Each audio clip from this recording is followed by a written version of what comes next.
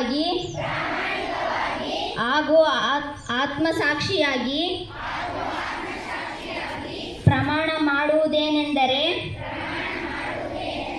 ನಾನು ವಾಸಿಸುವ ಸುತ್ತಮುತ್ತಲಿನ ಪ್ರದೇಶ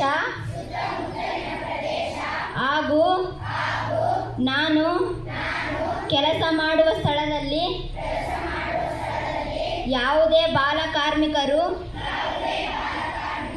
ಕಂಡುಬಂದಲ್ಲಿ ನೇಮಿಸಿಕೊಂಡು ಮಾಲೀಕರು ಹಾಗೂ ಪೋಷಕರಿಗೆ ತಿಳುವಳಿಕೆ ಹೇಳಿ ಮಗುವನ್ನು ಶಾಲೆಗೆ ಸೇರಿಸುತ್ತೇನೆ. ಬಾಲಕಾರ್ಮಿಕ ಹಾಗೂ ಕಿಶೋರ ಕಾರ್ಮಿಕರನ್ನು ತೊಡಗಿಸಿಕೊಂಡು ತಯಾರಿಸಲ್ಪಟ್ಟ ಯಾವುದೇ ವಸ್ತುವನ್ನು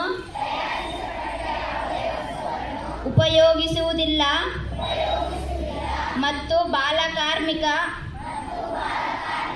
ಹಾಗೂ ಕಿಶೋರ ಕಾರ್ಮಿಕ